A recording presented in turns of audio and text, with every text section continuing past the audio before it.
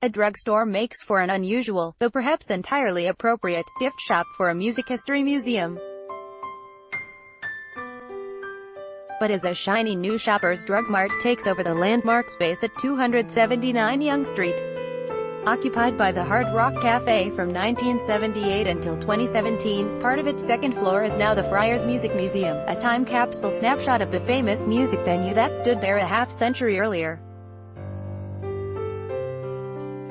Exterior of Friars Tavern in the early 1970s, City of Toronto Archives, Fonds 200 Series 1465, File 548. Detail of the drum wall at Friars Music Museum, Renee Johnston, Toronto Star. From left, Roman Records owner Duff Roman, Shoppers Yonge and Dundas owner Andrew Ye and museum co-curator Jan Host pose with a cutout of Rodney Hopkins in the new Micro Museum, Renee Johnston.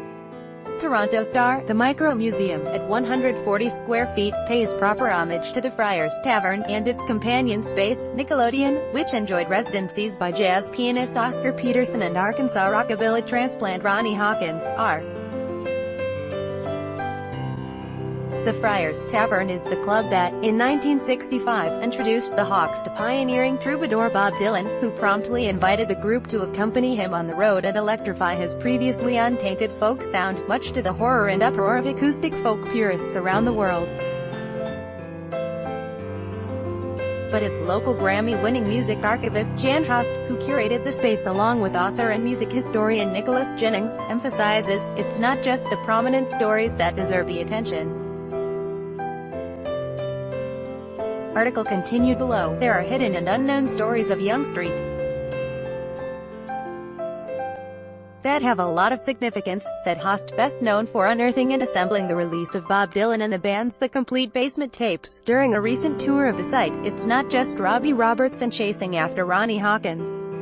There are 1,000 stories. While the Friars Music Museum doesn't cover quite that many stories, it does spotlight a wide variety of musicians prevalent on the scene in the 1950s and 60s. Produced by the downtown Yonge Bia for Shoppers Drug Mart, the assembled memorabilia includes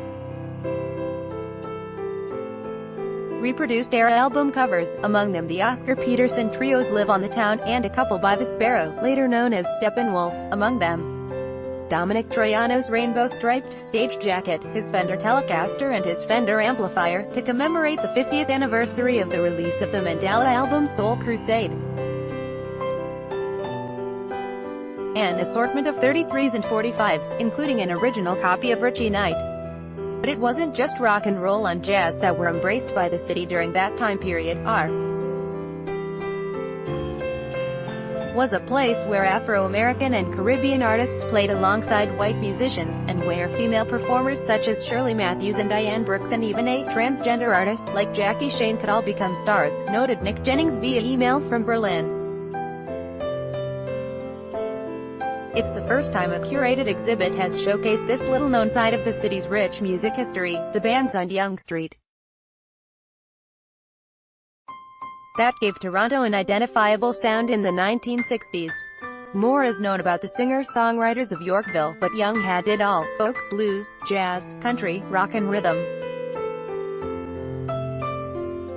Toronto really needs its own music museum, and this project is a great start. Musicians aren't the only ones featured in the display, stuffed with contributions from individual donors, and the archives of Host and Jennings. There's a section devoted to Chum and the numerous DJs, including Duff Roman and the Bob McAtery, who played significant roles in the listening habits of Toronto youth back in the day, and even the menus of certain night spots. We try to capture and describe an era, not only of this club, but when this club was around, radio was flying, Host recalls.